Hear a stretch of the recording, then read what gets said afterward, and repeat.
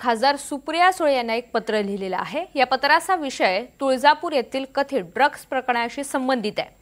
हे पत्र तुळजापूर येथील ड्रग्ज प्रकरणाच्या बाबतीतलं आहे। सुप्रिया सुळे यांनी यापूर्वी या प्रकरणावर रणजितसिंह पाटील यांच्यावर काही गंभीर आरोप केलेले होते।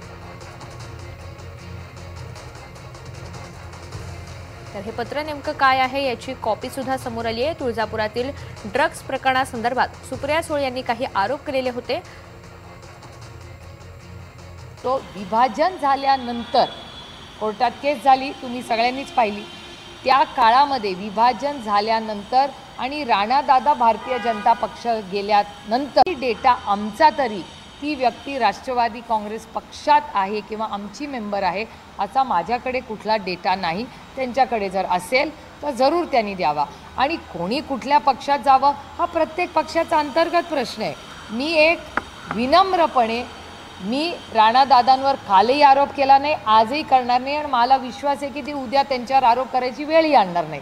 मी माननीय मुख्यमंत्र्यांना पत्र लिहिलं आहे की ड्रग्सच्या बाबतीत आपण सगळ्यांनी, आणि ही बातमी कुठून आली, ही बातमी सगळ्या चॅनलनी सकाळी लावली। 7:30 वाजता सगळे चॅनल मी चेक केले, सगळ्या चॅनलनी ही बातमी लावली। त्याचा आधार घेऊन मी माननीय मुख्यमंत्र्यांना ड्रग्सच्या विरोधात आपण लढलं पाहिजे हे पत्र लिहिलं। एक आणि दुसरं, हॉस्पिटलचा आरोप मी केलेलाच नाही आहे। हॉस्पिटलचं त्यांनी ते पत्र मला लिहायच्याऐवजी अर्ध पत्र माननीय मुख्यमंत्र्यांना एक्सप्लेनेशन द्यायला पाहिजे होतं।